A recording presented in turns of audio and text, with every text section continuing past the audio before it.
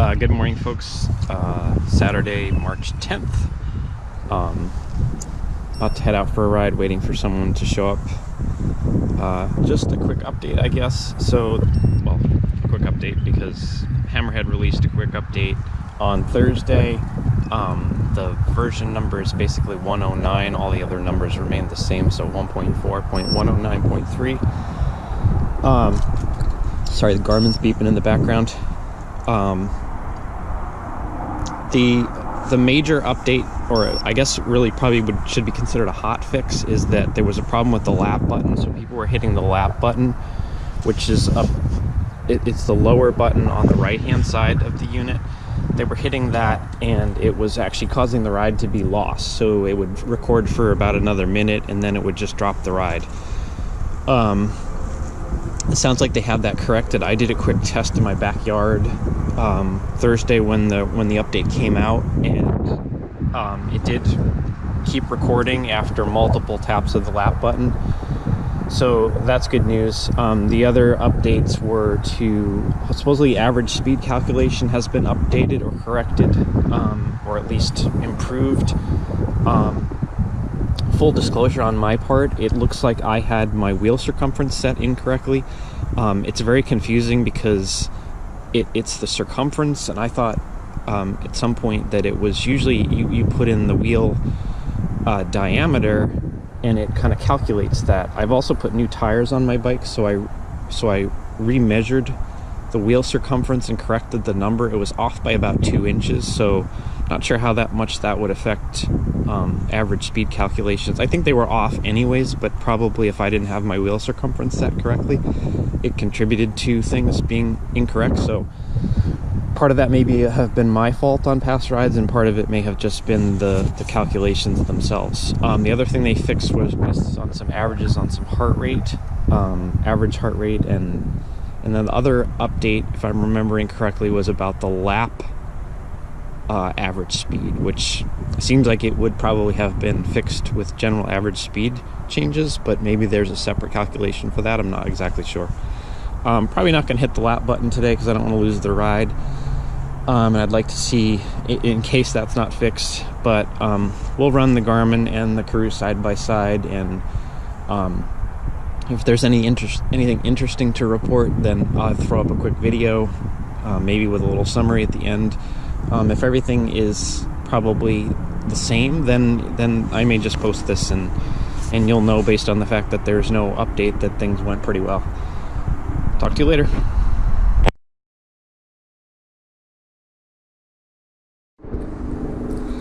Hi again, folks. So just back from the ride. Hopefully the ride time and things are showing on here, but it does look like, and this is the dark mode. I'm not sure if I've shown this before. Depending on the sunlight, it's may or may not be easier to read. I'm not sure if it's going to be easier to read on video, but so just eyeballing that, and I was going to pull my phone out of my pocket and do the math, but just eyeballing that looks much better to me. So, you know, if I had spent another 13 minutes and another 2 miles, it would have been 15. So that looks much closer. I don't actually put that on the Garmin, mostly because of the number of data fields. Obviously this can stand a lot more per page. So I'm going to pause, and the ride times, although, well, that's interesting. We did stop a few times, so the ride times are weird. The only other thing that's off, and I don't know why, and it seems more significant now, even though the average speed is better, is that the distance is, so the Garmin says 41.3 in case you can't read that, and the Karoo says 42.7. So I'm going to pause the Garmin. We're going to pause this, save it. I should be in Wi-Fi range, so this should work. The summary page, which is also in dark mode, showing heart rate, cadence.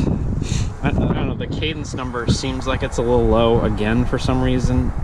That happened last week too, or yeah, it must have been last Sunday. And I have to believe we didn't focus on hills so much today, just on distance, but I have to believe that that's still off. And I know, I mean, I'm not knocking it for it because they know it's off and they're working on it. So we're gonna close the summary. We'll just upload this like it is for now, and I'll fix it later. Okay. I always forget that this page comes up as if you're just going to immediately start another ride. We're waiting for the Hammerhead logo up here, hopefully. There it is. Activity uploaded successfully, so that's good. I'm going to leave that notification there for now. So that uploaded. Let's save on the Garmin, see if it talks to the phone. Sometimes it does, sometimes it doesn't. So again, so things are improving. It sounds like there's a much more substantial software update coming either next Thursday or next Friday. So that would be the 15th or 16th of March. Like I said, there really wasn't a lot to report on this, but I'll throw these into Strava, and if there's something more interesting to show, I'll put a couple more pages like I did last week with a voiceover, and we'll talk about that. Thanks for watching.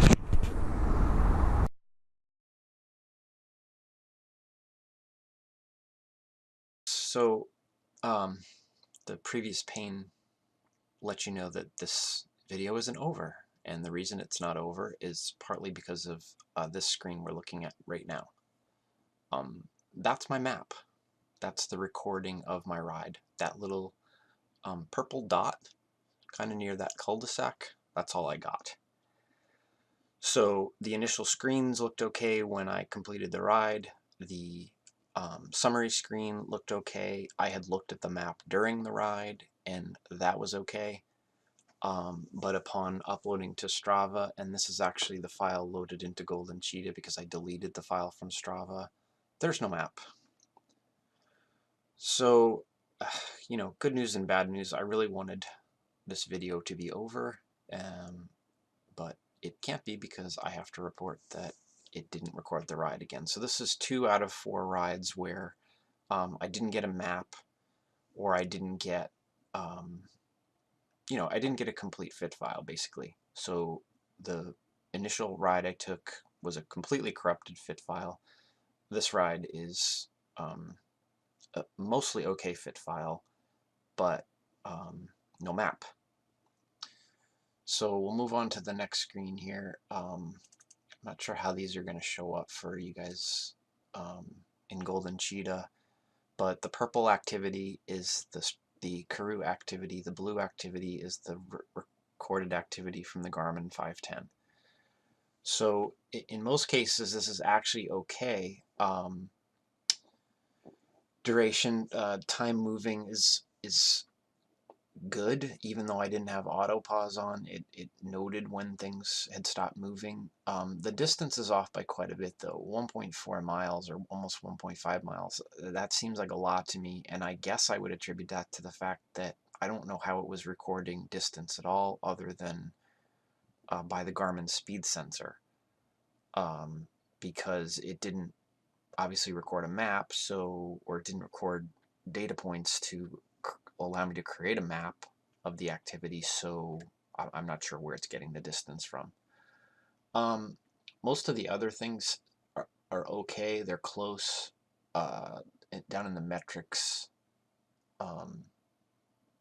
those all look close, although I don't know what aerobic decoupling is, so I guess I'll have to look that one up. Average speed is still off by 0.8 of a mile per hour. It was a 42-ish mile ride, so I don't know what the reason is for that. It's better. The calculation is obviously better, and it looked better at the end of the ride on the screen, but it's still weird. Power numbers are okay. Speed, the maximum speed was decent, within a half mile an hour. The zone times, both the heart rate zones and the power zones are a little bit off, but I just noticed on my Garmin that I think I have my FTP set incorrectly. It's off by 5 watts, which isn't really a big deal, but may affect how these how the zones are set up. There may be a little bit of crossover where on one device I was in one zone and on the other device I was in another zone. You're probably going to hear some clicking here as I open these up individually while the video is scrolling. The next screen is the side-by-side comparison of the actual ride data, and it's a very long ride, so it's kind of hard to see the differences. What is weird, and again, purple is the Karoo, blue is the Garmin. I guess what's weird is there's a lot of dropouts. The Karoo is either disconnecting or not reading things. Cadence in particular is the fifth column down, or fifth row, I guess, across. That one is really bad. There's some weirdness with the I can't even read the third, whatever that third one is. There that we stopped for a while, and there's a bunch of weird spikes where the Garmin just dropped off completely. The Karoo had all this sort of spikiness. Um, so I'm not really sure the reason for some of this. I'm sure they could tell me, but they probably won't. The next screen is the power curve, and that's pretty good. I mean, there's clearly some differences there. You can see the Karoo peeking out from underneath the Garmin. You can't really see, I guess, where it would be below, but you can see where it's above, just the way these are sequenced. The next panel is the heart rate, which seems to show more spikiness at lower heart rates, which seems weird. I mean, it's the same Wahoo Ticker heart rate strap recording to both devices. I'm not sure why one would record high and one would record low, but you know, it seems fairly consistent. The next one is the speed, and again, it seems okay at lower speeds, and then there's some weird spikiness higher up, and it's kind of hard to see here where the Karoo is dropping down, and the Garmin is there's a spike for the Garmin too, a few of them. So I don't know if that's just how they're reading the speed sensor itself, or the wheel spin sensor. I thought they both used GPS for speed, but let's see. I think this is not the last one, quite the last, or yes, it is. Maybe it is the last one. No, there's a couple more here.